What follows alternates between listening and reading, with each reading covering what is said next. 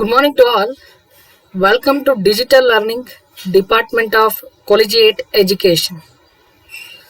Dear students, this video is related to the explanation about the topic consideration, meaning, definition and essentials of valid consideration. This topic comes under the paper entitled Business Law, which is prescribed for 6M BCom.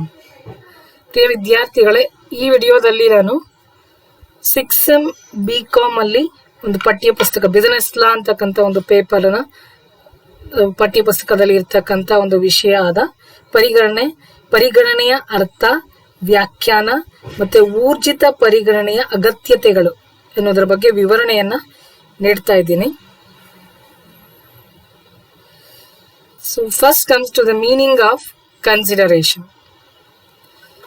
So consideration means something in return, that is quid pro quo, that is an essential element to find out the genuine intention of the parties of the promise to create legal relationship. ನೋಡಿ, consideration ಅಂದ್ರೆ ಏನಪ್ಪಾ ಅಂದ್ರೆ something in return ಅಂತ ಹೇಳ್ತೀವಿ. ಏನಾದರೂ ಒಂದು ವಾಪಸ್ಸಾಗಿ ಕೊಡೋದು ಅಂದ್ರೆ, ನಾನು ಇವತ್ತು ಒಂದು ವಸ್ತುಗಳನ್ನ ಮಾರಾಟ ಮಾಡೋದಿರ್ಬೋದು, ಅಥವಾ ಯಾವುದೇ ಒಂದು ಬೇರೆ ಪ್ರಾಪರ್ಟಿಗಳನ್ನ ಬೇರೆಯವರಿಗೆ ಮಾರಾಟ ಮಾಡೋದೇ ಇರ್ಬೋದು, ಅಥವಾ ಒಂದು ಸರ್ವಿಸಸ್ ಅನ್ನ ಕೊಡೋದೇ ಇರ್ಬೋದು. ಅದರಲ್ಲೆಲ್ಲಾನು ನಾನು ಏನಾದ್ರೂ ಒಂದು ಕೊಟ್ಟು ಏನಾದ್ರೂ ಒಂದು ವಾಪಸ್ಸನ್ನ ತಗೊಳ್ಳೋದು. ಅದಕ್ಕೆ ನೋಡಿ, ಇಲ್ಲಿ ಸಮಥಿಂಗ್ ಇನ್ ರಿಟರ್ನ್ ಅಂತ ಹೇಳೋದು ಕನ್ಸಿಡರೇಷನ್ ಅಂದ್ರೆ ಏನಾದರೂ ಒಂದು ವಾಪಸ್ಸನ್ನ ನಾನು ಪಡ್ಕೊಳ್ಳೋದು. ಅದಕ್ಕೆ ಅದನ್ನ ನಾವು ಇಲ್ಲಿ ಕ್ವಿಡ್ ಪ್ರೋ ಕೋ ಅಂತ ಹೇಳ್ತೀವಿ. ಹಾಗಾಗಿ ಇದು ತುಂಬಾ ಒಂದು ಎಸೆನ್ಷಿಯಲ್ ಎಲಿಮೆಂಟ್ ಅಂತ ಹೇಳ್ಬೋದು. ಅಂದ್ರೆ ಜುನೈನಿಟಿ, ಒಂದು ನಿಜವಾದ ಒಂದು ಏನೋ ಅಗ್ರಿಮೆಂಟ್ ಇದೆ, ನಾನು ಒಪ್ಪಂದವನ್ನು ಒಂದು ಕಾಂಟ್ರಾಕ್ಟ್ ಅನ್ನ ಮಾಡ್ಕೊಂಡಿದ್ದೀನಿ ಅಂದ್ರೆ, ನಾನು ಏನಾದ್ರೂ ಒಂದು ಗೂಡ್ಸ್ ಅನ್ನ ಕೊಟ್ಟಿದ್ದೀನಿ ಅಂದ್ರೆ ಬೇರೆಯವ್ರನಿಗೆ ಅದಕ್ಕೆ ಅಮೌಂಟ್ ಅನ್ನ ಕೊಡ್ಬೇಕು, ಏನಾದ್ರೂ ಒಂದು ವಾಪಸ್ಸನ್ನ ನಾನು ಇಸ್ಕೋಬೇಕು. ಅಂದ್ರೆ ಇಲ್ಲಿ ಲೀಗಲ್ ಆ ಪಾರ್ಟೀಸ್ ಏನಿರ್ತಾರೆ, ಆ ಪಾರ್ಟೀಸ್ ಅಲ್ಲಿ that is intention of the parties of the promise to create legal relationship ಅನ್ನ ಕ್ರಿಯೇಟ್ ಮಾಡೋ ಹಾಗಿರ್ಬೇಕು. ಮತ್ತೆ ನಾನು ಏನು ಒಂದು ಯಾವುದಾದ್ರೂ ಒಂದು ಸರ್ವಿಸ್ ಇರ್ಬೋದು ಅಥವಾ ಇನ್ಯಾವುದೇ ವಸ್ತುಗಳನ್ನ ಕೊಟ್ಟು ಅದಕ್ಕೆ ಪ್ರತಿಫಲವಾಗಿ ಏನಾದರೂ ಒಂದು ಇಸ್ಕೊಳ್ಳೋ ಹಾಗೆ ಇರಬೇಕು. ಹಾಗಾಗಿ ಕನ್ಸಿಡರೇಷನ್ ಅನ್ನೋದೇನಿದೆ is an essential component of valid contract ಅಂತ ಹೇಳ್ತೀವಿ. ಒಂದು ವ್ಯಾಲಿಡ್ ಕಾಂಟ್ರಾಕ್ಟ್ ಅಂತ ನಾನು ಹೇಳ್ಬೇಕು ಅಂದ್ರೆ ಅದು ಊರ್ಜಿತವಾದ ಒಂದು ಒಪ್ಪಂದ ಅಂತ ಹೇಳ್ಬೇಕು ಅಂದ್ರೆ ಅದರಲ್ಲಿ ಕನ್ಸಿಡರೇಷನ್ ಅನ್ನೋದು ಮೇನ್ ಆಗಿ ಇರಲೇಬೇಕು ಅಂತ ಹೇಳ್ತೀವಿ. So consideration is the price for the contract. So consideration is nothing but a price. ನೋಡಿ, ಇಷ್ಟು ಅಮೌಂಟ್ ಅನ್ನ ನಾನೇನು ಕೊಡ್ತಾ ಇದ್ದೀನಿ, ಆ ಒಂದು ಹಣಕ್ಕೆ ಕನ್ಸಿಡರೇಷನ್ ಅಂತ ಹೇಳ್ತೀವಿ ನಾವು. So an agreement without consideration is wide and thus not enforceable by law except under certain circumstances. ಹಾಗಾಗಿ ಯಾವುದೇ ಒಂದು ಅಗ್ರಿಮೆಂಟ್ ಏನಿದೆ, ಯಾವುದೇ ಕನ್ಸಿಡರೇಷನ್ ಇಲ್ಲ ಅಂದ್ರೆ ಅದಕ್ಕೆ ಯಾವುದೇ ರೀತಿಯ ಒಂದು ವ್ಯಾಲಿಡಿಟಿ ಇರೋದಿಲ್ಲ. It is void means it is not enforceable by law ಅಂತ ಹೇಳ್ತೀವಿ. ನೋಡಿ, ಕಾನೂನಿನ ರೀತಿಯಲ್ಲಿ ಅದು ಊರ್ಜಿತವಾಗಿರೋದಿಲ್ಲ. ಅಂದ್ರೆ ನೀವೇನಾದ್ರೂ ಒಂದು ಹಣವನ್ನ ಒಂದು ಪ್ರೈಸ್ ಅನ್ನ ಕೊಡ್ಲೇಬೇಕು, ಕೊಟ್ಟಿಲ್ಲ ಅಂತಂದ್ರೆ ಅದು ಕಾನೂನಿನ ರೀತಿಯಲ್ಲಿ ಊರ್ಜಿತವಾಗಿರೋದಿಲ್ಲ. ಬಟ್ ಕೆಲವು ಅಂದ್ರೆ ಎಕ್ಸೆಪ್ಟ್ ಸರ್ಟನ್ ಸರ್ಕಮ್ಸ್ಟೆನ್ಸಸ್ ಅಂದ್ರೆ ಇಲ್ಲಿ ಕೆಲವು ಸಂದರ್ಭಗಳಲ್ಲಿ ಕನ್ಸಿಡರೇಷನ್ ಅವಶ್ಯಕತೆ ಇರೋದಿಲ್ಲ. ಅದು ಯಾವ್ದು ಅಂತೇಳಿ ನಾವು ನೆಕ್ಸ್ಟ್ ಹೇಳ್ತೇವೆ. ಕೆಲವು ನ್ಯಾಚುರಲ್ ಲವ್ ಅಂಡ್ ಅಫೆಕ್ಷನ್ ಅಲ್ಲಿ ಕೊಟ್ಟಾಗ, ಅಲ್ವಾ ವಾಲಂಟ್ರಿ ಆಗಿ ಕೆಲವು ಫ್ರೀ ಸರ್ವಿಸಸ್ ಅನ್ನ ಮಾಡಿದಾಗ ಅದಕ್ಕೆ ಕನ್ಸಿಡರೇಷನ್ ಅವಶ್ಯಕತೆ ಇಲ್ಲ. ಬಟ್ ಎಕ್ಸೆಪ್ಟ್ ದಟ್, ಆ ಕೆಲವು ಸಂದರ್ಭಗಳನ್ನು ಹೊರತುಪಡಿಸಿ ಇನ್ ಮಿಕ್ಕ ಎಲ್ಲಾ ಸಂದರ್ಭಗಳಲ್ಲೂ ಸಹ ಕನ್ಸಿಡರೇಷನ್ ಅನ್ನೋದು ಇರಲೇಬೇಕು. ಸೊ ಇದರ ಡೆಫಿನೇಷನ್ ನೋಡೋಣ, ಏನು ಕನ್ಸಿಡರೇಷನ್ ಅಂದ್ರೆ ಅಂತೇಳಿ. According to section 2 subsection D of the Indian Contract Act defines consideration as when at the desire of the promisor. ನೋಡಿ, ಈ ಡೆಫಿನೇಷನ್ ಅನ್ನ ಇಂಡಿಯನ್ ಕಾಂಟ್ರಾಕ್ಟ್ ಆಕ್ಟ್ ಅಲ್ಲಿ ಸೆಕ್ಷನ್ 2 subsection D ನಲ್ಲಿ ಈ ರೀತಿಯಾಗಿ ಡಿಫೈನ್ ಮಾಡಿದ್ದಾರೆ. ಏನಂದ್ರೆ, when at the desire of the promisee or any other person has done or abstain from doing or does or abstains from doing or promises to do or to abstain from doing something, such act or abstinence or promise is called a consideration for the promise. So dear students, ನಿಮ್ಗೇನಾದ್ರು just what you mean by consideration ಅಂತ ಕೇಳಿದ್ರೆ it is something in return ಅಂತ ಹೇಳ್ಬೋದು. That is quid pro quo ಅಂತೇಳಿ already ಹೇಳಿದೆ ನಿಮ್ಗೆ ಅದನ್ನ ನಾನು. ಬಟ್ ಡಿಫೈನ್ ಅಂತ ಕೇಳಿದಾಗ, ಜಸ್ಟ್ ಜನರಲ್ ಮೀನಿಂಗ್ ಕೇಳಿದ್ರೆ ನೀವು ಸಮಥಿಂಗ್ ಇನ್ ರಿಟರ್ನ್ ಅಂತ ಹೇಳ್ಬೋದು. ಬಟ್ ಡಿಫೈನ್ ಅಂತ ಕೇಳಿದಾಗ ಈ ಒಂದು ಡೆಫಿನೇಷನ್ ನಾವು ಕೋಟ್ ಮಾಡ್ಬೇಕಾಗುತ್ತೆ. ನೋಡಿ, ಇದು ಈ ವರ್ಡಿಂಗ್ಸ್ ಏನಿದೆ ಅದ್ರ ಅರ್ಥ ಏನು ಅಂದ್ರೆ, ನೋಡಿ, when of the desire of the promisor. ನೋಡಿ, ಪ್ರಾಮಿಸರ್ ಅಂಡ್ ಪ್ರಾಮಿಸಿ ಅಂತ ಹೇಳ್ತೀವಿ. ಪ್ರಾಮಿಸರ್ ಅಂದ್ರೆ ಯಾರು? ಆಫರರ್. ಪ್ರಾಮಿಸಿ ಅಂದ್ರೆ ಯಾರು? ಇಲ್ಲಿ ಅಕ್ಸೆಪ್ಟರ್ ಅಲ್ವಾ. ಇಲ್ಲಿ ನಾನು ಯಾವ್ದೋ ಒಂದು ಗೂಡ್ಸ್ ನ ಆಫರ್ ಮಾಡ್ತಾ ಇದ್ದೀನಿ, ನನ್ನ ಇಚ್ಛೆ ಅಂತೆ. ನೋಡಿ, when at the desire of the promisor ಅಂದ್ರೆ ನಾನು ಇಂಥ ಗೂಡ್ಸ್ ನ ಕೊಡ್ತಾ ಇದ್ದೀನಿ, ಆಫರ್ ಮಾಡ್ತಾ ಇದ್ದೀನಿ, ಅವರ ಇಚ್ಛೆ ಅಂತೆ. ಯಾರು ಇನ್ನೊಬ್ಬ ಅಪೋಸಿಟ್ ಪಾರ್ಟಿ ಇರ್ತಾನಲ್ಲ, ಅಕ್ಸೆಪ್ಟರ್ ಇರ್ತಾನಲ್ಲ, promisee or any other person has done. Promisee ಅಥವಾ ಬೇರೆ ಇನ್ಯಾವುದೋ ಪರ್ಸನ್ ಮಾಡಿದ್ರೆ ಅಂದ್ರೆ ಇಲ್ಲಿ ನೋಡಿ, ನಾನು ಪರ್ಟಿಕ್ಯುಲರ್ ಆಗಿ ನಾನು ಒಂದು ಆಫರ್ ಮಾಡಿದ್ದೀನಿ, ಏನೋ ಇಷ್ಟು ಒಂದು 50 ಲಕ್ಷ ನೀನ್ ಮನೆ ಕಟ್ಕೊಡ್ತೀಯಾ ಅಂತ ಹೇಳಿ ಇನ್ನೊಬ್ಬ ಕಟ್ಕೊಡ್ತಾ ಇದ್ದಾನೆ. ಅವನೇ ಕಟ್ಕೊಡ್ಬೇಕು ಅಂತೇನಿಲ್ಲ ಅಲ್ವಾ, ಎಂಟೈರ್ ಹೌಸ್ ಅವನೇ ಕಟ್ಕೊಡ್ಬೇಕು ಅಂತಿಲ್ಲ. ಅವನ್ ಬೇರೆಯವ್ರಿಗೆ ಹೇಳಿ, ಕೆಲಸಗಾರಿಗೆ ಹೇಳಿ ಕಟ್ಸ್ಕೊಡ್ತಾನೆ. ಹಾಗಾಗಿ promisee or any other person has done. ನೋಡಿ, ಮಾಡಿದ್ರೆ ಆಲ್ರೆಡಿ ಮಾಡ್ಬಿಟ್ಟಿದ್ದಾರೆ, has done. Or abstain from doing ಅಥವಾ ಮಾಡಲ್ಲ ಅಂದ್ರು, ಇದು ಮುಂದೆ ಬರುತ್ತೆ, ಕೆಲವು ಸಂದರ್ಭಗಳಲ್ಲಿ ಬರುತ್ತೆ. ಆರ್ ಡಸ್ ಅಥವಾ ಮಾಡ್ತಾ ಇದ್ರೆ, ಅಥವಾ ಆರ್ ಅಬ್ಸ್ಟೈನ್ ಫ್ರಮ್ ಡೂಯಿಂಗ್ ಅಥವಾ ಮಾಡಲ್ಲ ಅಂತ ಹೇಳಿದ್ರೆ, ಆರ್ ಪ್ರಾಮಿಸಸ್ ಟು ಡೂ ಅಥವಾ ಮಾಡ್ತೀನಿ ಅಂತ ಹೇಳಿ ಪ್ರಾಮಿಸ್ ಮಾಡಿದ್ರೆ, ಆರ್ ಅಬ್ಸ್ಟೈನ್ ಫ್ರಮ್ ಡೂಯಿಂಗ್ ಅಥವಾ ಮಾಡಲ್ಲ ಅಂತ ಹೇಳಿದ್ರೆ, ಏನಾದ್ರೂ ಇರ್ಬೋದು, ಸಮಥಿಂಗ್ ಸಚ್ ಆಕ್ಟ್ ಆರ್ ಅಬ್ಸ್ಟಿನೆನ್ಸ್ ಅಥವಾ ಮಾಡಲ್ಲ ಅನ್ನೋದೇನಿದೆ, ಆರ್ ಪ್ರಾಮಿಸ್ ಮಾಡ್ತೀನಿ ಅಂತ ಏನ್ ಪ್ರಾಮಿಸ್ ಮಾಡ್ತಾರೆ, is called A consideration for the promise ಅಂತ ಹೇಳ್ತೀವಿ. ಅಂದ್ರೆ ಇಲ್ಲಿ ನೋಡಿ, ಇದೆಲ್ಲವೂ ಸಹ ಪ್ರೆಸೆಂಟ್, ಪಾಸ್ಟ್ ಅಂಡ್ ಫ್ಯೂಚರ್ ಬಗ್ಗೆ ಹೇಳ್ತೀವಿ. ನೋಡಿ, ಇಲ್ಲಿ ಏನೋ ಅದ್ರ ಪ್ರಕಾರ ಮಾಡಿದ್ರೆ, ನೋಡಿ, ಪ್ರಾಮಿಸ್, ಆ ಪ್ರಾಮಿಸ್ ಪ್ರಕಾರ, when at the desire of the promisor the promisee or any other person has done. ಮಾಡಿದ್ರೆ, ಮಾಡ್ಬಿಟ್ರು. ನೋಡಿ, ದ ಪಾಸ್ಟ್ ಟೆನ್ಸ್ ಅಲ್ಲೂ ಹೇಳ್ತೀವಿ, ಅಥವಾ ಮಾಡ್ತಿದ್ವಿ. ಈ ಪ್ರೆಸೆಂಟ್ ಅಲ್ಲಿ ಮಾಡಾಯ್ತು ಅಂತೇಳಿ ನಾನೇನೋ ಅಮೌಂಟ್ ಕೊಡ್ತೀನಿ, ಅವ್ರು ನಮಗೆ ಗೂಡ್ಸ್ ಕೊಟ್ರು, ಪ್ರೆಸೆಂಟ್ ಇದ್ರಲ್ಲಿ ಮಾಡಿದ್ರೆ, ಅಥವಾ ಫ್ಯೂಚರ್ ಅಲ್ಲಿ ಮಾಡ್ತೀನಿ ಅಂತ ಹೇಳಿದ್ರೆ, ನೋಡಿ, ಅದೆಲ್ಲವನ್ನೂ ಇನ್ಕ್ಲೂಡ್ ಆಗುತ್ತೆ. ನೋಡಿ, ಟು ಡೂ ಇಲ್ಲೇನ್ ಹೇಳ್ದಿಯಲ್ಲ, ಏನೋ promise the person has doing ಮಾಡದೇ ಇದ್ರೆ ಅಥವಾ ಮಾಡ್ತೀನಿ ಅಂತ ಹೇಳಿದ್ರೆ, does or abstinence from doing or promises to do ಅಥವಾ ಮಾಡ್ತೀನಿ ಅಂತೇಳಿ ಫ್ಯೂಚರ್ ಅಲ್ಲಿ ಹೇಳ್ತಕ್ಕಂಥದ್ದು. ಅಂದ್ರೆ ಇಲ್ಲಿ ನೋಡಿ, ಈ ಒಂದು ಡೆಫಿನೇಷನ್ ಅಲ್ಲಿ ನಾವು ಮಾಡ್ತೀನಿ ಅಂತಂದ್ರೆ ಅಥವಾ ಆಲ್ರೆಡಿ ಮಾಡಿದ್ರೆ ಪಾಸ್ಟ್ ಟೆನ್ಸ್ ಅಲ್ಲೂ ಹೇಳ್ತೀವಿ, ಪ್ರೆಸೆಂಟ್ ಟೆನ್ಸ್ ಅಲ್ಲೂ ಹೇಳ್ತೀವಿ, ಫ್ಯೂಚರ್ ಟೆನ್ಸ್ ಅಲ್ಲೂ ಹೇಳ್ತೀವಿ. ಅಂದ್ರೆ ಅದೆಲ್ಲವಕ್ಕೂ ನಾವು ಕನ್ಸಿಡರೇಷನ್ ಅಂತ ಹೇಳ್ತೀವಿ. ಇದರ ಡೆಫಿನೇಷನ್ ಇನ್ನ ನಿಮ್ಗೆ ಇದು ಎಸೆನ್ಷಿಯಲ್ಸ್ ಅಲ್ಲಿ ಇನ್ನ ಇನ್ ಡೀಟೈಲ್ ಆಗಿ ಬರುತ್ತೆ. ಸೊ ಫಾರ್ ಎಕ್ಸಾಂಪಲ್ ಹೇಳೋದಾದ್ರೆ ನೋಡಿ, A offers to sell his car to B for a sum of ₹1 lakh. B accepts the offer. In this contract A is promisor and it is his desire to sell his car for ₹1 lakh. ನೋಡಿ, ಇಲ್ಲೇನಪ್ಪಾ ಅಂದ್ರೆ A offer ಮಾಡ್ತಾ ಇದ್ದಾನೆ, ಏನೋ ತನ್ನ ಕಾರನ್ನ ಬಿಗೆ ₹1 lakh sale ಮಾಡೋದಕ್ಕೆ offer ಮಾಡ್ತಾ ಇದ್ದಾನೆ. ಸೊ ನೋಡಿ, ಇಲ್ಲಿ ಬಿ ಅದಕ್ಕೆ ಒಪ್ಕೊಂಡ್ರೆ, ಬಿಗೆ ಆಫರ್ ಮಾಡ್ದ, ನೋಡಪ್ಪ ನನ್ನ ಹತ್ರ ಒಂದು ಕಾರ್ ಇದೆ, ₹1 lakh ನೀನ್ ತಗೊಂತೀಯ ಅಂತೇಳಿ ಬಿ ಅದಕ್ಕೆ ಒಪ್ಕೊಂಡ. ಸೊ ಬಿ ಒಪ್ಕೊಂಡ್ರೆ ನೋಡಿ, ಇಲ್ಲಿ ಈ ಒಂದು ಕಾಂಟ್ರಾಕ್ಟ್ ಅಲ್ಲಿ ಎ ಏನ್ ಹೇಳಿದಾನೆ, ಎ ಪ್ರಾಮಿಸ್ ಮಾಡಿದಲ್ಲ, A is the promisor and it is his desire to sell his car for ₹1 lakh. ನೋಡಿ, ಅವನ ಡಿಸೈರ್ ಏನೋ, ಅವನ ಇಚ್ಛೆ ಏನೋ, ತನ್ನ ಕಾರನ್ನ ₹1 lakh ಸೇಲ್ ಮಾಡಬೇಕು ಅಂತೇಳಿ. ಹಾಗಾಗಿ ಇಲ್ಲಿ ಎ ಏನಾಗ್ತಾರೆ, ಪ್ರಾಮಿಸರ್ ಆಗ್ತಾರೆ. ಬಿ ಇದಾರಲ್ಲ, ಬಿ ಇಸ್ ದ ಪ್ರಾಮಿಸ್, ಒಪ್ಕೊಂಡ್ರು, ಅಕ್ಸೆಪ್ಟ್ ಮಾಡ್ಕೊಂಡ್ರು, ಅವನಿಗೂ ಇಚ್ಛೆ ಇದೆ ಅಲ್ವಾ.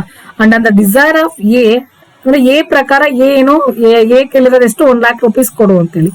ಎ ಪ್ರಕಾರ ಬಿ ಅದನ್ನ ಪರ್ಚೇಸ್ ಮಾಡೋದಕ್ಕೆ ಒಪ್ಕೊಂಡ್ರೆ ನೋಡಿ, and the desire of A is purchasing the car for ₹1 lakh. B ₹1 lakh ಅದನ್ನ ಅಕ್ಸೆಪ್ಟ್ ಮಾಡ್ಕೊಂತ ಇದ್ದಾರೆ. ಅಂದ್ರೆ the consideration for A's promise is a sum of ₹1 lakh.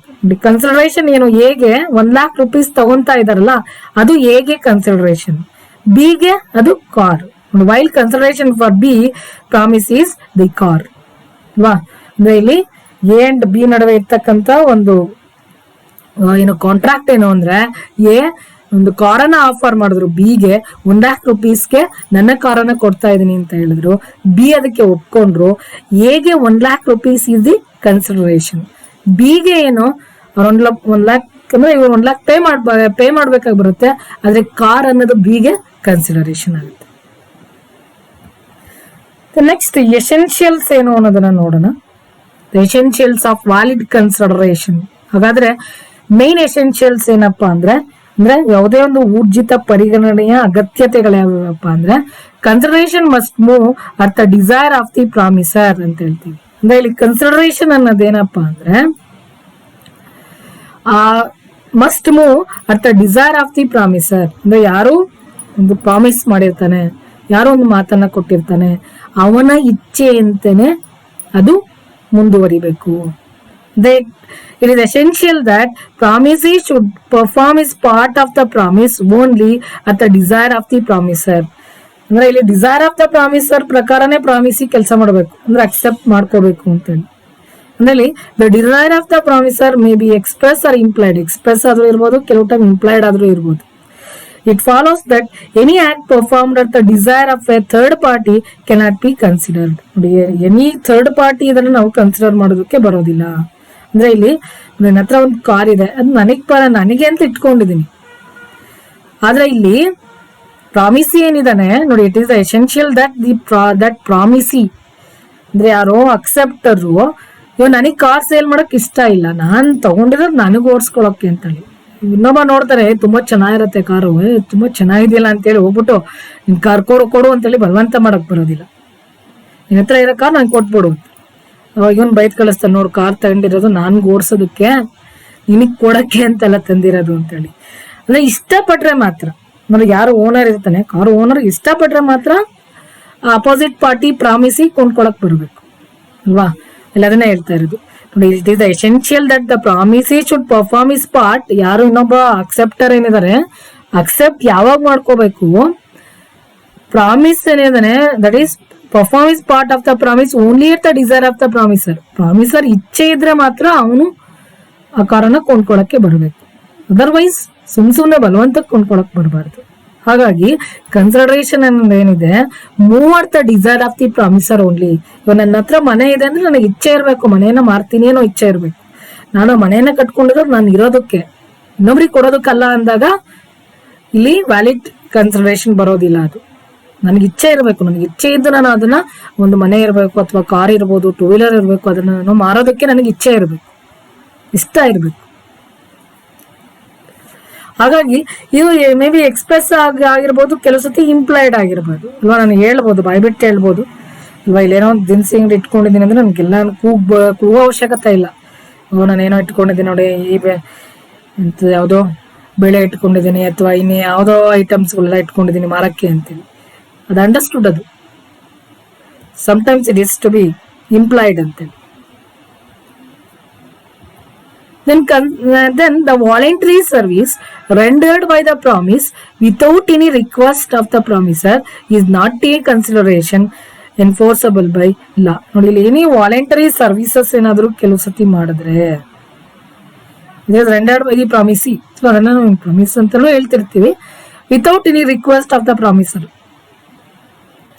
ನೋಡಿ ಪ್ರಾಮಿಸರ್ ಕೇಳಿಲ್ಲ, ಇಲ್ಲಿಯವರು ವಾಲಂಟರಿಯಾಗಿ ಮಾಡಿದಾನೆ, ಅದಕ್ಕೆ ನಾವು ಕನ್ಸಿಡರೇಷನ್ ಅನ್ನ ಕೊಡೋ ಅವಶ್ಯಕತೆ ಇರೋದಿಲ್ಲ. Promisor is not a consideration enforceable by law. ಅದನ್ನ ನಾವು ಲಾ ಪ್ರಕಾರ ಎನ್ಫೋರ್ಸ್ ಮಾಡೋದಕ್ಕೆ ಬರೋದಿಲ್ಲ. ಅಂದ್ರೆ ಯಾಕೆಂದ್ರೆ ಇಲ್ಲಿ ನೋಡಿ, Shyam sees Rekha's house on fire and helps in extinguishing it. ಅಂದ್ರೆ ಇಲ್ಲಿ ಶ್ಯಾಮ್ ನೋಡ್ದ ರೇಖಾ ಅವ್ರ ಮನೆ ಸುಟ್ಟೋಗ್ತಾ ಇತ್ತು, ಸುಟ್ಟೋಗ್ತಿದ್ಯಲ್ಲಪ್ಪ ಅಂತ ಹೇಳಿ ಹೋಗ್ಬಿಟ್ಟು ಅದನ್ನ ಆರಿಸೋದಕ್ಕೆ ಸಹಾಯ ಮಾಡಿದ. But Shyam cannot demand payment for service in this case because Rekha never asked him for help. ರೇಖಾ ಕೇಳಿಲ್ಲ ನೋಡಿ, ಶ್ಯಾಮ್ ಇಲ್ಲಿ ಯಾವುದೇ ರೀತಿ ಡಿಮ್ಯಾಂಡ್ ಮಾಡೋ ಅವಶ್ಯಕತೆ ಬರೋದಿಲ್ಲ. ಅಂದ್ರೆ ನನ್ಗೆ ದುಡ್ಡು ಕೊಡು, ನೋಡಪ್ಪ ನಾನು ನಿನ್ ಮನೆ ಸುಟ್ಟೋಗ್ತಿತ್ತು, ನಾನು ಬಂದು ಅದನ್ನ ರಕ್ಷಣೆ ಮಾಡಿದೀನಿ, ನನಗೆ ದುಡ್ಡು ಕೊಡು ಅಂತ ಹೇಳಿ ಕೇಳೋದಕ್ಕೆ ಬರೋದಿಲ್ಲ. ಯಾಕೆಂದ್ರೆ ಇಲ್ಲಿ ನೋಡಿ, ಇಲ್ಲಿ ರೇಖಾ ಏನಾದ್ರು ಕೇಳಿದ್ರಾ ನೋಡಿ, ಇಲ್ಲಿ ಏನಪ್ಪಾ ಅಂದ್ರೆ ಏನೇ ಶ್ಯಾಮ್ ಯಾಕೆ ಅಮೌಂಟ್ ನ ಡಿಮ್ಯಾಂಡ್ ಮಾಡೋದಕ್ಕೆ ಬರೋದಿಲ್ಲ ಅಂದ್ರೆ ಅವನ ಸರ್ವಿಸ್ಗೆ ಇಲ್ಲಿ ರೇಖಾ ಅನ್ನೋರು ಕೇಳಿಲ್ಲ. ಅವ್ರಾಗ ಅವ್ರಿಗೆ ಕೇಳಿದ್ರೆ ಅವಾಗ ನೀನ್ ಸಹಾಯ ಮಾಡಿದ್ರೆ, ನೋಡಿ ನಾನು ಕೇಳಿದ್ದೆ, ನಾನು ಸಹಾಯ ಮಾಡಿದ್ದೀನಿ, ಅದಕ್ಕೆ ನಂಗೆ ಏನಾದ್ರು ದುಡ್ಡು ಕೊಡು ಅಂತ ಕೇಳ್ಬೋದಿತ್ತು. ಬಟ್ ಇಲ್ಲಿ ವಾಲಂಟ್ರಿಯಾಗಿ ಸಹಾಯ ಮಾಡಿರೋದ್ರಿಂದ ಇಲ್ಲಿ ರೇಖಾ ಯಾವುದೇ ರೀತಿಯ ಅಮೌಂಟ್ ಅನ್ನ ಕೊಡೋ ಅವಶ್ಯಕತೆ ಬರೋದಿಲ್ಲ. ಅಂದ್ರೆ ಇಲ್ಲಿ ನೋಡಿ, ಡಿಸೈರ್ ಆಫ್ ದಿ ಪ್ರಾಮಿಸರ್, ಅವ್ರ ಇಚ್ಛೆ ಇರಬೇಕು, ನಾನೇ ಆರಿಸ್ಕೊಂತಿದ್ದೆ, ನೀನೇ ಬಂದು ನಂಗೆ ಸಹಾಯ ಮಾಡಿದ್ಯಾ, ಹಾಗಾಗಿ ನಾನು ನಿನ್ಗೇನು ಕೊಡೋ ಅವಶ್ಯಕತೆ ಇಲ್ಲ ಅಂತ. Then consideration may move from the promisee or any other person. ನೋಡಿ, ಇನ್ನೊಂದು ಎಸೆನ್ಷಿಯಲ್ ಏನಪ್ಪಾ ಅಂದ್ರೆ ವ್ಯಾಲಿಡ್ ಕನ್ಸಿಡರೇಷನ್ಗೆ, ಕನ್ಸಿಡರೇಷನ್ ಅನ್ನೋದು may move from the promisee or any other person. ನೋಡಿ, ಪ್ರಾಮಿಸಿ ಎಂದಾಗ ಯಾರು? ಅಕ್ಸೆಪ್ಟರ್. ಕನ್ಸಿಡರೇಷನ್ ಅನ್ನೋದು ಅಕ್ಸೆಪ್ಟರ್ ಆದ್ರೂ ಕೊಡ್ಬೋದು ಅಥವಾ ಬೇರೆ ಇನ್ಯಾರಾದ್ರೂ ಕೊಡ್ಬೋದು ಅಂತ. ಅಂದ್ರೆ ಇಲ್ಲಿ as long as there is a consideration for a promise, it is immaterial who has given it. ಅಂದ್ರೆ ಇಲ್ಲಿ ಕನ್ಸಿಡರೇಷನ್ ಕೊಡ್ಬೇಕು, ಅದು ಯಾರು ಕೊಡ್ತಾರೆ ಅನ್ನೋದು ಇಮ್ಮೆಟೀರಿಯಲ್. ಅದು it may move from the promisee or if the promisor has no objection from any other person. Promisor ಏನೋ objection ಇಲ್ಲ ಅಂದ್ರೆ ಯಾರಾದ್ರೂ ಕೊಡ್ಬೋದು ಅಂತ ಹೇಳಿ. ಅಂದ್ರೆ consideration moves from stranger also. ಇಲ್ಲಿ ಸ್ಟ್ರೇಂಜರು ಸಹ ಅದಕ್ಕೆ ಕೊಡ್ಬೋದು ಅಂತ ಹೇಳಿ. ಅಂದ್ರೆ suppose money for example general ಆಗಿ ಹೇಳೋದಾದ್ರೆ, ಇವಾಗ ನಾನು ಯಾವ್ದೋ ಒಂದು ಮನೆಯನ್ನ ಕೊಂಡ್ಕೊಂತೀನಿ ಅಂತೇಳಿ ಒಬ್ಬ ಬಿ ಜೊತೆ ನಾನು ಅಗ್ರಿಮೆಂಟ್ ಅನ್ನ ಮಾಡ್ಕೊಂಡೆ. ಸಪೋಸ್ ಅದ್ರ ವ್ಯಾಲ್ಯೂ ಒಂದು 80 lakhs rupees ಇದೆ ಅಂದ್ರೆ, ಇವಾಗ 80 lakhs rupees ನನ್ನ ಕೈಲಿ ಕೊಡಕ್ ಆಗ್ತದೆ. ಸಪೋಸ್ ನನ್ನ ಕೈಲಿ ಆಗ್ತಲ್ಲ, ನಾನು ಒಂದು 50 ಲಕ್ಷ ಹೊಂದಿಸ್ತೆ, ಇನ್ 30 lakhs ಇನ್ಯಾರೋ ನಮ್ಮ ಫ್ರೆಂಡ್ ಯಾರೋ ಒಂದು ಚೆಕ್ ಕೊಡ್ಬೋದು. ನೋಡಿ, ನಮ್ಮ ಫ್ರೆಂಡ್ಗೂ ನಾನು ಯಾರೋ ಜೊತೆ ಏನು ಕಾಂಟ್ಯಾಕ್ಟ್ ಮಾಡ್ಕೊಂತಿದ್ದೀನಿ ಸಂಬಂಧ ಇಲ್ಲ, ಆದ್ರೂ ಅವ್ರು ಕೊಡ್ಬೋದು. ಅಂದ್ರೆ ಇಲ್ಲಿ ಕನ್ಸಿಡರೇಷನ್ ಅನ್ನೋದೇನಿದೆ, may move from the promisee or any other person. ನಾನೇ ಕೊಡ್ಬೇಕು ಅಂತ ಇಲ್ಲ, ಬೇರೆ ಇನ್ಯಾರಾದ್ರೂ ಕೊಡ್ಬೋದು. ಅಂದ್ರೆ ಅದಕ್ಕೆ ನಾನು ಒಪ್ಕೊಂಡಿದ್ದೀನಿ, ಈಗ ನನ್ನ ಹತ್ರ ಪೂರ್ತಿ ದುಡ್ಡು ಕೊಡಕ್ಕಾಗಲ್ಲ, ನಾನು ಇನ್ನೊಬ್ಬರ ಹತ್ರ ಕೇಳ್ತೀನಿ, ಅವ್ರು ಒಂದೇ ಸತಿ ಈಗ ಯಾರು ನನ್ನ ಮನೆ ಕೊಂಡ್ಕೊಂತ ಇರ್ತೀನಲ್ಲ ಅವ್ರ ಹೆಸರು ಚೆಕ್ ಕೊಡ್ತಾರೆ, ರಿಮೈನಿಂಗ್ ಒಂದು 30 lakhs ಇವರೇ ಚೆಕ್ ಕೊಡ್ತಾರೆ. So it may be also valid. ಯಾಕಂದ್ರೆ ಕೆಲವು ಸಂದರ್ಭಗಳಲ್ಲಿ ಏನಾಗುತ್ತೆ ಅಂದ್ರೆ, ಇನ್ನೊಂದು ರೀತಿಯಲ್ಲಿ ಎಕ್ಸಾಂಪಲ್ ಕೊಡೋದಾದ್ರೆ, ನೋಡಿ, ಒಬ್ಬ ಪರ್ಸನ್ ಏನಿದಾನೆ ತನ್ನ ಪ್ರಾಪರ್ಟಿನ ತನ್ನ ಮಗನಿಗೆ ಟ್ರಾನ್ಸ್ಫರ್ ಮಾಡಿರ್ತಾನೆ. ಆದ್ರೆ ಒಂದು ಕಂಡೀಷನ್ ಹಾಕಿರ್ತಾನೆ, ಏನಂತ, ನನಗೆ ಪ್ರಾಪರ್ಟಿನ ಟ್ರಾನ್ಸ್ಫರ್ ಮಾಡ್ತೀನಿ, ಆದ್ರೆ ಅವರ ಸಿಸ್ಟರ್ ಅಂದ್ರೆ ಆ ಮಗನಿಗೆ ಏನಾಗಬೇಕು, ಚಿಕ್ಕಮ್ಮ ಆಗ್ಬೇಕು. ಸೊ ನಿಮ್ಮ ಒಂದು ಚಿಕ್ಕಮ್ಮನಿಗೆ ಅಥವಾ ನನ್ನ ತಂಗಿಗೆ, ನನ್ನ ತಂಗಿ ಪೂರ್ತಿ ಇರೋವರೆಗೂ ಬದುಕಿರೋವರೆಗೂ ನನ್ ಪೂರ್ತಿ ಅವಳಿಗೆ ನೆಸಸರೀಸ್ ಅಂದ್ರೆ ಊಟ ತಿಂಡಿ ಎಲ್ಲ ನೀನೇ ಕೊಡ್ಬೇಕು, ಊಟ ತಿಂಡಿಗೆ ಮತ್ತೆ ಇರೋದಕ್ಕೆ ಮನೇನೂ ನೀನೇ ಕೊಡ್ತೀನಿ ಅಂತ ಒಪ್ಕೊಂಡಿದ್ದೆ. ಆದ್ರೆ ನಾನು ನನ್ನ ಪ್ರಾಪರ್ಟಿನ ನಿನಗೆ ಟ್ರಾನ್ಸ್ಫರ್ ಮಾಡ್ತೀನಿ ಅಂತ ಹೇಳಿ ಒಂದು ಅಲ್ಲಿ ಅಗ್ರಿಮೆಂಟ್ ಅಲ್ಲಿ ಅದೇ ರೀತಿ ಬರೆದು ಬಿಟ್ಟಿರ್ತಾರೆ. ಅಂದ್ರೆ ಏನು ನೆಸೆಸಿಟೀಸ್ ಏನಿದೆ, ಒಂದು ನೆಸೆಸಿಟೀಸ್ ಅನ್ನ ನೀನು ನನ್ನ ತಂಗಿಗೆ ಕೊಡ್ತೀನಿ ಅನ್ನುವ ಒಂದು ಇಚ್ಛೆಯ ಮೇರೆಗೆ, ನನ್ನ ಇಚ್ಛೆಯ ಮೇರೆಗೆ ನಾನು ಈ ಪ್ರಾಪರ್ಟಿಯನ್ನ ನಿನಗೆ ಟ್ರಾನ್ಸ್ಫರ್ ಮಾಡಿದ್ದೀನಿ ಅಂತ. ಆಗ ಏನಾಗುತ್ತೆ, ಆಯ್ತು ಅಂತ ಒಪ್ಕೊಂಡ್ಬಿಟ್ಟು ಅವನ ಮಗ ಏನ್ ಮಾಡ್ತಾನೆ, ಸುಮಾರು ವರ್ಷ ಆದ್ಮೇಲೆ ಅವನಿಗೆ ಊಟ ತಿಂಡಿ ಕೊಡೋದಕ್ಕೆ ಅವರ ಚಿಕ್ಕಮ್ಮ ಕೊಡಲ್ಲ ಅಂದ್ಬಿಡ್ತಾನೆ. ಆಗ ಅವ್ರ ಚಿಕ್ಕಮ್ಮ ಹೋಗಿ ಅವ್ರ ಮಗ ಏನು ಬಿ ಮೇಲೆ ಕೇಸ್ ಹಾಕ್ಬೋದು. ಯಾಕೆ ಅಂದ್ರೆ ನೋಡಿ, ಇಲ್ಲಿ ಇವೊಂದು 3rd person ಅಲ್ವಾ, ಇಲ್ಲಿ ಪ್ರಾಪರ್ಟಿ ಟ್ರಾನ್ಸ್ಫರ್ ಮಾಡಿರೋದು ತನ್ನ ಮಗನಿಗೆ, ಆದ್ರೆ ಇಲ್ಲಿ ಇನ್ನೊಬ್ಬ ಬಂದು ಅವ್ರ ಚಿಕ್ಕಮ್ಮ ಬಂದು may be the 3rd person ಆದ್ರೂ ಸಹ ಕೇಸ್ ಹಾಕ್ಬೋದು, ಮೂವ್ ಆಗ್ಬೋದು. She can also move. ಯಾಕೆ ಇಲ್ಲಿ ಒಪ್ಕೊಂಡಿದ್ದಾರೆ ನೋಡಿ, ಪ್ರಾಮಿಸರ್ ಒಪ್ಕೊಂಡಿದ್ದಾರೆ. ಯಾರಿಲ್ಲಿ ಅವ್ರು ಹೇಳಿದಾನೆ, ಟ್ರಾನ್ಸ್ಫರ್ ಮಾಡ್ಬೇಕಾದ್ರೆ ಕಂಡೀಷನ್ ಹಾಕಿದ್ದಾನೆ, ಏನಂತ, ನನಗೆ ಪ್ರಾಪರ್ಟಿನ ನಿಂಗೆ ಟ್ರಾನ್ಸ್ಫರ್ ಮಾಡಿರೋದೇ ಈ ಒಂದು ಕಂಡೀಷನ್ ಮೇಲೆ, ಏನು ಈ ಎಲ್ಲ ತನ್ನ ತಂಗಿಗೆ ನೀನು ಊಟ ತಿಂಡಿ ಎಲ್ಲಾನ ಕೊಡ್ತೀಯಾ ಅನ್ನೋ ಒಂದು ಕಂಡೀಷನ್ ಮೇಲೆ ಪ್ರಾಪರ್ಟಿ ಟ್ರಾನ್ಸ್ಫರ್ ಮಾಡಿರೋದು. ಹಾಗಾಗಿ ನೀನ್ ನನಗೆ ಏನೋ ಒಂದು ಅಕಾರ್ಡಿಂಗ್ ಟು ದಿ ಲಾ ಏನಿದೆ ಅಂದ್ರೆ, ಅಕಾರ್ಡಿಂಗ್ ಟು ದಟ್ ಅಗ್ರಿಮೆಂಟ್ ಏನಿದೆ, ಕಾಂಟ್ರಾಕ್ಟ್ ಏನಿದೆ, ಅದ್ರ ಪ್ರಕಾರ ನಂಗೆ ಊಟ ತಿಂಡಿನ ನಿಂಗೆ ಸಪ್ಲೈ ಮಾಡಬೇಕು. ಅದರ್ವೈಸ್ ಅವ್ರನ್ನಿಲ್ಲ ಅಂದ್ರೆ ನಾನು ನಿಂಗೆ ಮೇಲೆ ಕೇಸ್ ಹಾಕ್ತೀನಿ ಅಂತ ಹೇಳಿ ಕೇಸ್ ಹಾಕ್ತೀನಿ. Consideration must not be illusory but should be real and specific. ಮತ್ತೆ ಇನ್ನೊಂದೇನಾದ್ರು ಹೇಳ್ಬೇಕು, ಒಂದು ವ್ಯಾಲಿಡ್ ಕನ್ಸಿಡರೇಷನ್ ಒಂದು ಎಸೆನ್ಷಿಯಲ್ ಏನಪ್ಪಾ ಅಂದ್ರೆ, ಕನ್ಸಿಡರೇಷನ್ ಮಸ್ಟ್ ನಾಟ್ ಬಿ ಇಲ್ಯೂಷರಿ ಅಂತ ಹೇಳ್ತೀವಿ. ಅಂದ್ರೆ ಇಲ್ಲಿ ಯಾವುದೇ ಒಂದು ಕನ್ಸಿಡರೇಷನ್ ಅನ್ನೋದೇನಿದೆ ಅದು ಇಲ್ಯೂಷರಿ ಆಗಿರಬಾರ್ದು. ಇಲ್ಯೂಷರಿ ಅಂದ್ರೆ ಏನಪ್ಪಾ ಅಂದ್ರೆ, ಇಲ್ಲಿ ಏನೋ ಊಹೆ ಮಾಡ್ಕೊಳ್ಳೋದು, ಸುಮ್ನೆ ಏನೋ ಹೇಳತಕ್ಕಂಥದ್ದು ಇಲ್ಯೂಷರಿ ಆಗಿ ಅಂದ್ರೆ ಏನೋ ಭ್ರಮೆ ಆಗಿರಬಾರ್ದು ಅಂತ ಹೇಳಿ. ಬಟ್ ಶುಡ್ ಬಿ ರಿಯಲ್ ಅಂದ್ರೆ ನಿಜವಾಗಿ ಇರಬೇಕು, ಅದು ಯಾವುದೇ ರೀತಿಯ ಭ್ರಮೆ ಆಗಿರಬಾರ್ದು ಅಂತ ಹೇಳಿ. ಅಂಡ್ ಸ್ಪೆಸಿಫಿಕ್ ಆಗಿರಬೇಕು ಅಂತ ಹೇಳಿ. ಅಂದ್ರೆ ಇಲ್ಲಿ consideration must be real and should not be vague. ಮತ್ತೆ ವೇಗ್ ಆಗೋ ಇರಬಾರ್ದು. ವೇಗ್ ಅಂದ್ರೇನು, ಸುಮ್ನೆ ಹೇಳೋದು, ಸುಳ್ಳಾಗಿರಬಾರ್ದು. Physical or legal impossibility of the thing promised makes it unreal consideration. ನೋಡಿ, ಫಿಸಿಕಲ್ ಅಥವಾ ಲೀಗಲ್ ಇಂಪಾಸಿಬಿಲಿಟಿ ಅಂತ ಹೇಳ್ತೀವಿ. ಫಿಸಿಕಲ್ ಆಗಾಗ್ಲಿ ಅಥವಾ ಲೀಗಲ್ ಆಗಿ ಅದು ಮಾಡೋದಕ್ಕೆ ಸಾಧ್ಯ ಇಲ್ಲದೆ ಇದ್ರೆ, ಇಂಪಾಸಿಬಿಲಿಟಿ ಇದ್ರೆ ಇಂಪಾಸಿಬಿಲಿಟಿ ಆಫ್ ಥಿಂಗ್ ಅಂತ ಹೇಳ್ತೀವಿ. Promised makes it unreal consideration. ಆಗ ಅನ್ರಿಯಲ್ ಕನ್ಸಿಡರೇಷನ್ ಆಗುತ್ತೆ. ಹಾಗಾಗಿ ಇಟ್ ಮಸ್ಟ್ ನಾಟ್ ಬಿ ಇಲ್ಯೂಷರಿ ಆಗಿರಬಾರ್ದು, ಏನೋ ಭ್ರಮೆ ಆಗಿರಬಾರ್ದು, ಅದು ನಿಜವಾಗಿ ಆಗಿರ್ಬೇಕು.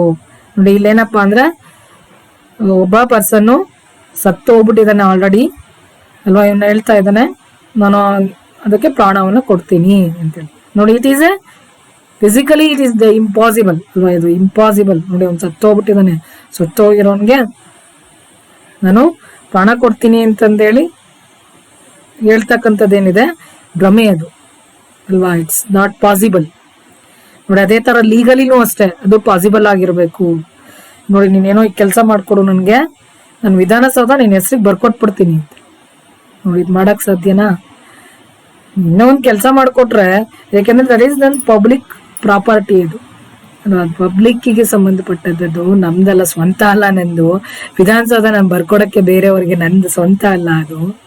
ನಾನೇನಾದರೂ MLA ಆಗಿದ್ದೀನಿ ಅಂದ್ರೆ ಅಲ್ಲಿ ಹೋಗ್ಬೋದೇ ಹೊರತು ಅಲ್ಲಿ ಹೋಗ್ಬಿಟ್ಟು ಏನಾದರೂ ಒಂದು ಪಾರ್ಲಿಮೆಂಟಲ್ಲಿ ಸೆಷನ್ಸ್ ನಡೆದಾಗ ನಾನು ಅಟೆಂಡ್ ಆಗ್ಬೋದೇ ಹೊರತು ನಾನೇನೋ ಗೆದ್ದಿದ್ದೀನಿ ಅನ್ನೋದು ಮಾತ್ರಕ್ಕೆ ನಾನು ವಿಧಾನಸೌಧ ಬೇರೆಯವ್ರಿಗೆ ಬರ್ಕೊಡಕ್ ಬರೋದಿಲ್ಲ. ಅಂದ್ರೆ it is legally it is impossible. ಆ ರೀತಿಯಾಗಿ ಇಂಪಾಸಿಬಲ್ ಆಗಿರಬಾರ್ದು.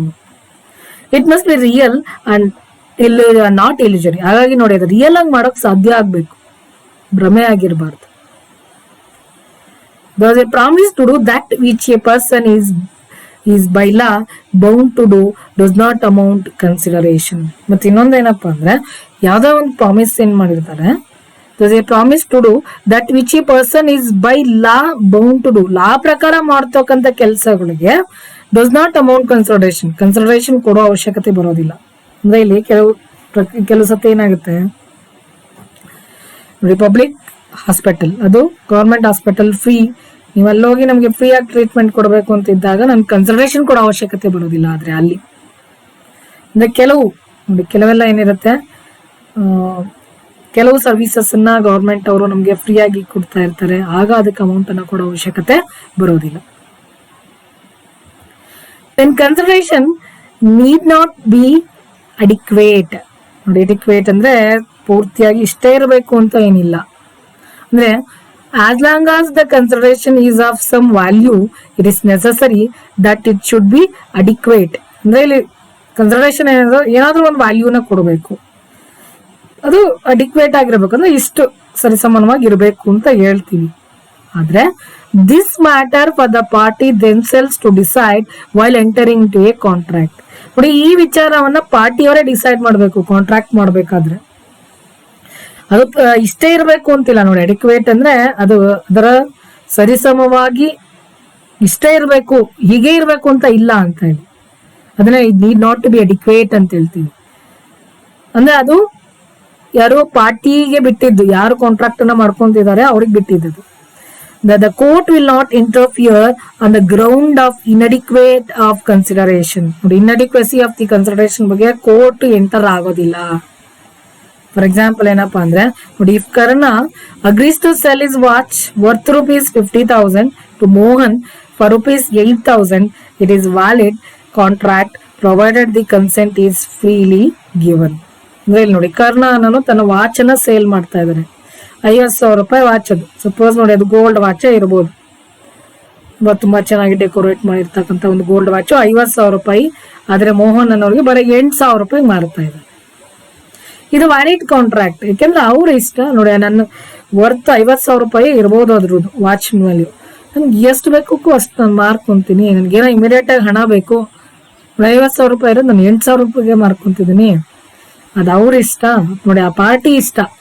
ಬಟ್ ಏನಪ್ಪಾ ಅಂದ್ರೆ ಇಲ್ಲಿ ಆಫರ್ ಅಂಡ್ ಅಕ್ಸೆಪ್ಟೆನ್ಸ್ ಏನು ಇಷ್ಟಪಟ್ಟು ಅವ್ನು ಕೊಟ್ಟಿರ್ಬೇಕಷ್ಟೆ, ಬಲವಂತವಾಗಿ ಕೊಟ್ಟಿರ್ಬಾರ್ದು. ಹಾಗಾಗಿ ಇಷ್ಟಪಟ್ಟು ಕೊಟ್ಟಿರ್ತಕ್ಕಂಥ ಯಾವುದೇ ಅದು ಇಷ್ಟ ಇರಬೇಕು ಅಂತ ಏನಿಲ್ಲ. ನೋಡಿ, ಇಲ್ಲಿ ಲೋಕಲ್ ವ್ಯಾಲ್ಯೂ ಒಂದು ಮನೆದು 50 ಲಕ್ಷ ಇದೆ, ನಾನು ಬರೀ 25 ಲಕ್ಷಕ್ಕೆ ಕೊಡ್ತಾ ಇದ್ದೀನಿ, ಇವ್ ನನ್ನ ಇಷ್ಟ. ನೋಡಿ, ಅದಕ್ಕೆ ಇಲ್ಲಿ ಕನ್ಸಿಡರೇಷನ್ ಅನ್ನೋದು ಅಡಿಕ್ವೇಟ್ ಇಷ್ಟೇ ಇರಬೇಕು ಅಂತ ಇಲ್ಲ, ಸರಿಸಮಾನವಾಗಿರ್ಬೇಕು ಅಂತ ಏನಿಲ್ಲ. ಅದು ಎಷ್ಟಾದ್ರೂ ಆಗಿರ್ಬೋದು, ಅದು ಪಾರ್ಟಿಗೆ ಯಾರು ಆಫರ್ ಅಂಡ್ ಅಕ್ಸೆಪ್ಟ್ ಇರ್ತಾರಲ್ಲ ಆ ಪಾರ್ಟಿಗೆ ಬಿಟ್ಟಿದ್ದು. ಹಾಗಾಗಿ ಕೋರ್ಟ್ ಯಾವುದೇ ರೀತಿ ಇದರಲ್ಲಿ ಇಂಟರ್ಫಿಯರ್ ಆಗೋದಿಲ್ಲ. Then consideration must be lawful. ಮತ್ತೆ ಇನ್ನೊಂದೇನ್ ಹೇಳಪ್ಪ ಅಂದ್ರೆ ಕನ್ಸಿಡರೇಷನ್ ಅನ್ನೋದು ಲಾಫುಲ್ ಆಗಿರ್ಬೇಕು.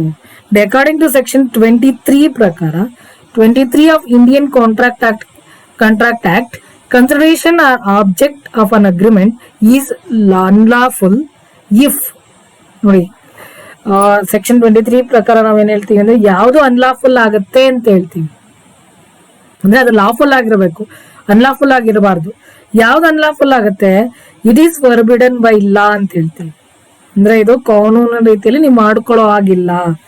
ಸಮಟೈಮ್ಸ್ ಕೆಲವು ನೀವೇನೆಲ್ಲ ಒಪ್ಪಂದಗಳನ್ನ ನೀವು ಮಾಡ್ಕೊಂತಿದ್ದೀರಾ, ಆ ಒಪ್ಪಂದಗಳನ್ನ ನೀವು ಮಾಡ್ಕೊಳ್ಳೋ ಹಾಗಿಲ್ಲ ಅಂತ ಆದ್ರೂ ನೀವು ಮಾಡ್ಕೊಂಡ್ರೆ ಅದೇ ನಾವಿಲ್ಲಿ ಹೇಳೋದು if it is forbidden by law ಅಂತ ಹೇಳ್ತೀವಿ. ಲಾ ಪ್ರಕಾರ ನೀವು ಮಾಡ್ಕೊಳ್ಳೋ ಹಾಗಿಲ್ಲ.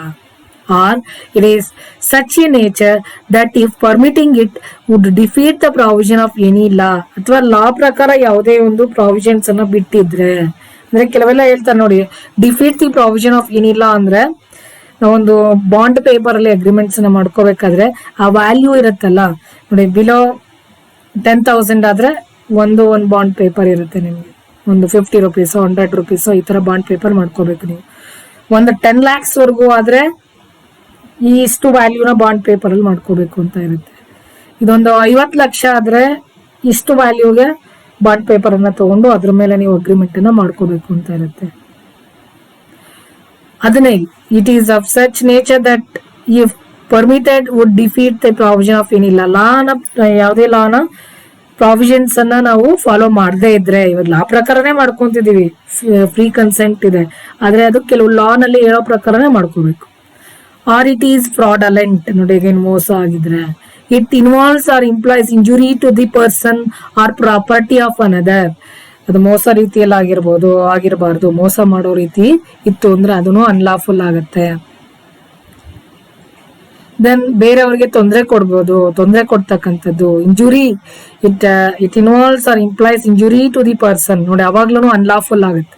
ಯಾಕೆಂದ್ರೆ ನೋಡಿ, ಇಲ್ಲಿ ಕಾನೂನಿನ ರೀತಿಯಲ್ಲಿ ಪ್ರತಿಯೊಬ್ಬರಿಗೂ ಬದುಕುವ ಹಕ್ಕಿದೆ. ಯಾವುದೇ ಒಬ್ಬ ಪರ್ಸನ್ ನನಗೆ ಅವ್ನು ಕಂಡ್ರಾಗಲ್ಲ ಅಂತಂದ್ರೆ ನಾನು ಅವ್ರು ಮಾತಾಡಿಸ್ತೇ ಇರ್ಬೇಕಷ್ಟೇ, ಅದ್ಬಿಟ್ಟು ಅವನ್ನ ನಾನು ಕೊಲ್ಬೇಕು ಅಥವಾ ಅವನನ್ನ ಏನಾದ್ರೂ ಮಾಡಿ ಕೈಕಾಲು ಮುರಿದು ಬಿಡ್ಬೇಕು ಬೇಕಂತ ಪರ್ಪಸ್ಫುಲ್ ಆಗಿ, ಈ ರೀತಿಯಾಗಿ ಏನಾದ್ರೂ ನೀವು ಮಾಡಿದೀರಾ ಅಂದ್ರೆ ಅದು ಎಗ್ನೆಸ್ಟ್ ಟು ದಿ ಲಾ ಆಗುತ್ತೆ. ಅಥವಾ ನೋಡಿ, ಇವತ್ತು ಹೊಟ್ಟೆ ಹೊಡಿ ಅಲ್ವಾ, ಇವತ್ತು ಹೇಗಪ್ಪ ಅಂದ್ರೆ ಜನಗಳು ನಂದು ಒಂದು ಕಣ್ಣು ಹೋದ್ರೂ ಪರವಾಗಿಲ್ಲ, ಇನ್ನೊಬ್ರದ್ದು 2 ಕಣ್ಣು ಹೋಗ್ಲಿ ಅಂತಕ್ಕಂತ ಬಯಸುವಂತ ಜನಗಳು. ನೋಡಿ, ನನ್ಗೇನೋ ಲಾಸ್ ಆಗಿದೆ, ಸೊ ಇನ್ನೊಂದು ಅಂಗಡಿನೂ ಸುಟ್ಟೋಗ್ಬಿಡ್ಬೇಕು ಅಂತ ಹೇಳ್ಬಿಟ್ಟು ಅವ್ರ ರಾತ್ರಿ ಹೋಗಿ ಬೆಂಕಿ ಹಚ್ಚಿಬಿಡು ಅಂತೇಳಿ ಯಾರ ಹತ್ರ ಅಗ್ರಿಮೆಂಟ್ ಮಾಡ್ಕೊಂಡ್ರೆ ಅದು ಅನ್ಲಾಫುಲ್ ಆಗುತ್ತೆ. The court regards it as immoral or opposite to public policy. ಅದೇ ತರ ಕೋರ್ಟ್ ಅದನ್ನ ಹೇಳಿದ್ರೆ regards it is an immoral, ನೋಡಿ ನೀನ್ ಮಾಡ್ತಕ್ಕಂಥದ್ದು ಮಾಡುವ ಒಪ್ಪಂದಗಳು ಅದು ನ್ಯಾಯಯುತವಾಗಿಲ್ಲ, ಅಥವಾ it is opposite to public ಪಾಲಿಸಿಗೆ ಇಗ್ನೆಸ್ಟ್ ಆಗಿದೆ. ಯಾಕೆಂದ್ರೆ ಈ ಒಂದು ಪಬ್ಲಿಕ್ ಏನಿದೆ, ಯಾವುದೇ ಒಬ್ಬ ಒಂದು ಪ್ರಾಪರ್ಟಿ ಆಗ್ಲಿ ಅಥವಾ ಇನ್ನೇನೇ ಆಗ್ಲಿ ಒಂದು ಪಬ್ಲಿಕ್ ಪಾಲಿಸಿಗ ಇಗ್ನೆಸ್ಟ್ ಆಗಿರಬಾರ್ದು ಅಲ್ವಾ. ಇವತ್ತು ಸಾಮಾನ್ಯ ಜನರೇನಿರ್ತಾರೆ, ಆ ಒಂದು ಪಬ್ಲಿಕ್ ಪಾಲಿಸಿ ಅಂತ ಇರುತ್ತೆ. ಅಂದ್ರೆ ಯಾವುದೇ ಒಂದು ನೋಡಿ, ಪಬ್ಲಿಕ್ ಬಸ್ಸಲ್ಲಿ ಹೋಗೋದಕ್ಕೆ ಹಕ್ಕಿದೆ, ಆ ಬಸ್ಸಿಗೆ ನಾಶ ಮಾಡೋ ಹಕ್ಕಿಲ್ಲ ನನ್ಗೆ ಅಲ್ಲ. ಬಸ್ಸಿಗೆ ಕಲ್ಲೊಡೆದ್ ಬಿಡೋದು ಅಥವಾ ಬಸ್ಸಿಗೆ ಬೆಂಕಿ ಹಚ್ಚಿಬಿಡೋದು, ನನಗೆ ಗೊತ್ತಾಯ್ತು ಯಾರು ಮಾಡಿರೋದು ಗೊತ್ತಾಯ್ತು ಅಂದ್ರೆ ಪನಿಷ್ ಮಾಡ್ತಾರೆ, ಯಾಕಂದ್ರೆ ಇದು opposite to public policy.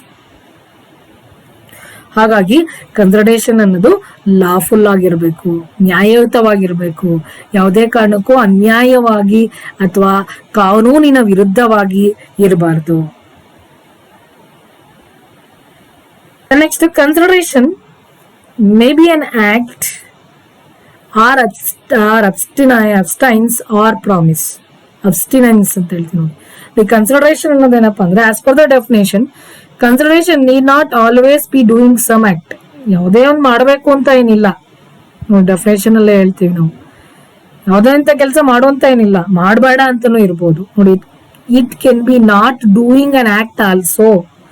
Consideration may be an act or abstinence or promise. ಅದನ್ನ ಮಾಡಬೇಡ, ಅಬ್ಸ್ಟಿನೆನ್ಸ್, ಆ ಕೆಲಸ ಮಾಡಬೇಡ ಅಂತನಾದ್ರೂ ಇರ್ಬೋದು. ನೋಡಿ ಇಲ್ಲೇನಪ್ಪ ಅಂದ್ರೆ ದಿವ್ಯಾ ಪ್ರಾಮಿಸಸ್ ಅರ್ ಡೆಟಾರ್ ನಿಶಾ. ದಿವ್ಯಾ ಪ್ರಾಮಿಸ್ ಸಾರಿ ದಿವ್ಯಾ ಅನ್ನೋರು ಪ್ರಾಮಿಸ್ ಮಾಡ್ತಾ ಇದ್ದಾರೆ ತನ್ನ ಡೆಟಾರ್ಗೆ, ಸಾಲ ಕೊಟ್ಟಿದ್ದಾರೆ, ನಿಶಾಗೆ ಸಾಲ ಕೊಟ್ಟಿದ್ರು.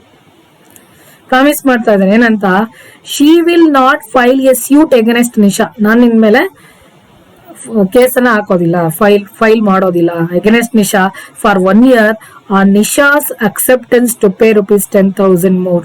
ಇನ್ನು 1000 ರೂಪಾಯಿ ಜಾಸ್ತಿ ಕೊಡೋದಾದ್ರೆ ನಾನು ನಿನ್ಗೆ ಕೇಸ್ ಹಾಕೋದಿಲ್ಲ ಅಂತೇಳಿ. ಅಂದ್ರೆ ಇಲ್ಲಿ ಸಪೋಸ್ ಏನಾಗುತ್ತೆ, ದಿವ್ಯಾ ಏನೋ ನಿಶಾಗೆ ಒಂದು ಸಾಲ ಕೊಟ್ಟಿರ್ತಾರೆ, ಒಂದು 5 ಲಕ್ಷನೋ ಎಷ್ಟು, ಅದೆಲ್ಲ ಅಕಾರ್ಡಿಂಗ್ ಟು ಲಾ ಪ್ರಕಾರನೇ ಮಾಡ್ಕೊಂಡಿರ್ತಾರೆ ಇನ್ ಕೇಸ್. ಆದ್ರೆ ಇಲ್ಲೇನಾಗುತ್ತೆ, ಅದ್ರ ಪ್ರಕಾರ ಫಿನಾನ್ಷಿಯರ್ ಅದ್ರ ಪ್ರಕಾರ ಮಾಡ್ಕೊಂಡಿದ್ದಾರೆ. ಆದ್ರೆ ಇಲ್ಲಿ ನಿಶಾ ದುಡ್ಡು ಕೊಡೋಲ್ಲ, ಸ್ವಲ್ಪ ಏನೋ ಪ್ರಾಬ್ಲಮ್ ಆಗಿ ಕೊಡೋದಕ್ಕಾಗೋದಿಲ್ಲ. ಅವಾಗ ದಿವ್ಯಾ ಕೇಸ್ ಹಾಕ್ಬೋದು ನಿಶಾ ಮೇಲೆ. ನೋಡಿ ನಮಗೆ ಅಗ್ರಿಮೆಂಟ್ ಪ್ರಕಾರ, ಅಂದ್ರೆ ಇದು ಎಲ್ಲಾನು ಲಾ ಪ್ರಕಾರ ಮಾಡಿರ್ಬೇಕು, ಲೀಗಲ್ ಆಗಿರ್ಬೇಕಾಗತ್ತೆ. ಇನ್ ಕೇಸ್ ಲೀಗಲ್ ಆಗಿಲ್ಲದೆ ಇದ್ರೆ ಇವ್ರನ್ನು ಸಹ ಕ್ಲೈಮ್ ಮಾಡೋದಕ್ಕೆ ಬರೋದಿಲ್ಲ. ಬಟ್ ಎಲ್ಲ ಲೀಗಲ್ ಆಗಿದೆ. ಲೀಗಲ್ ಆಗಿದ್ದಾಗ ನಿಶಾಗೆ ಹೇಳ್ತಾನೆ, ನೋಡು ನಾನು ನಿನ್ ಮೇಲೆ ಕೇಸ್ ಹಾಕೋದಿಲ್ಲ, 1 ವರ್ಷದವರೆಗೂ ಕೇಸ್ ಹಾಕೋದಿಲ್ಲ, ಆದ್ರೆ ನೀನ್ ನಂಗೆ 10,000 ರೂಪಾಯಿ ಎಕ್ಸ್ಟ್ರಾ ಕೊಡ್ಬೇಕು.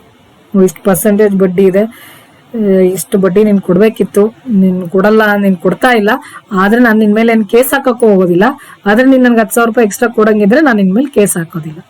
ನೋಡಿ, not to do.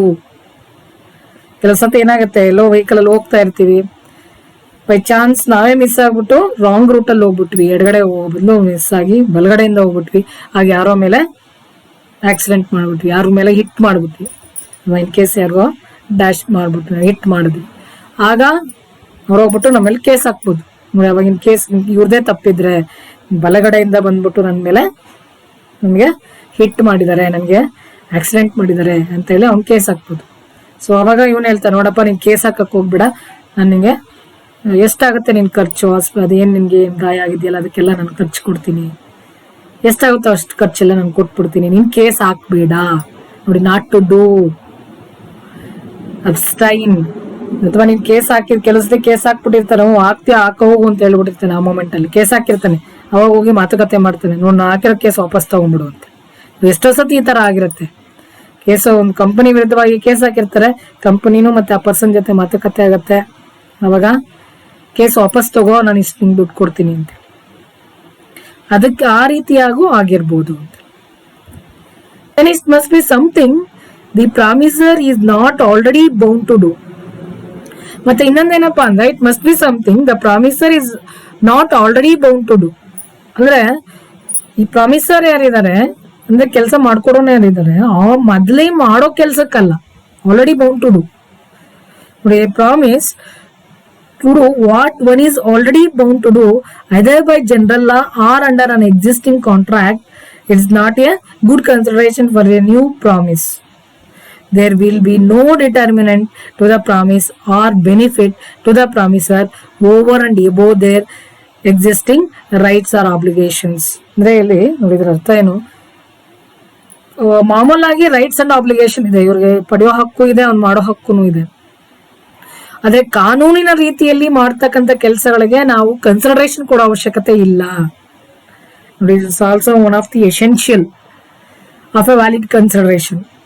It must be something, ನೀವು ಏನಾದ್ರೂ ಕೊಡ್ತಾ ಇದ್ರಲ್ಲ ಆ something the promisor is need that is not already bound to do. ನೋಡಿ, ಆಲ್ರೆಡಿ ಮಾಡುವ ಕೆಲಸಕ್ಕೆ ಕೊಡೋ ಅವಶ್ಯಕತೆ ಇಲ್ಲ.